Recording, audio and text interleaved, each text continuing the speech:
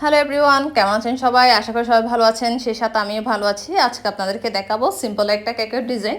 এটা হচ্ছে spiral design cake. যারা মূলত নতুন, যাদের ফিনিশিং ভালো আসে না, তারা এই ডিজাইনটা ট্রাই করতে পারবেন। এই ডিজাইনটা খুবই ইজি।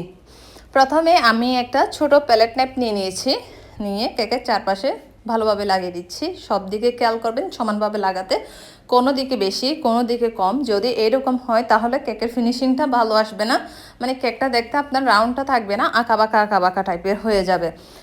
এরপর চারপাশে কেকের ক্রিমটা ভালো করে লাগানো হলে আমি একটা স্ক্র্যাপার নিয়ে সুন্দর করে চারপাশে ফিনিশিংটা দিয়ে দিব। স্ক্র্যাপার নিয়ে আমার মনে হয় ফিনিশিংটা একটু ভালো হয়।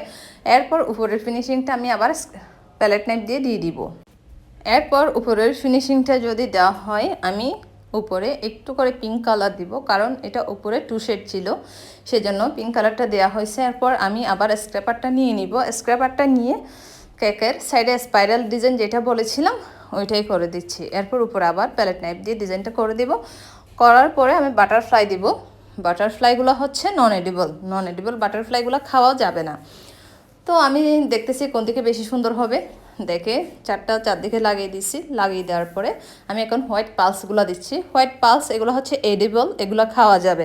অনেকে ভাবেন এগুলো পুঁতি, আসলে এগুলো পুঁতি না, এগুলো হচ্ছে সুগার দিয়ে তৈরি হয়। এডিবল পালস এগুলো খাওয়া যায়। এরপরে আমি চকলেট গানাশ নিয়ে নিব। চকলেট গানাশ দিয়ে সুন্দর করে নামটা লিখে দিব। বলেছিল আমাদের একদিন এটা লেখার জন্য, আমি ওইটাই লিখে দিয়েছি। আপনারা সবসময় ট্রাই করবেন চকলেট গানাশ দিয়ে লেখার।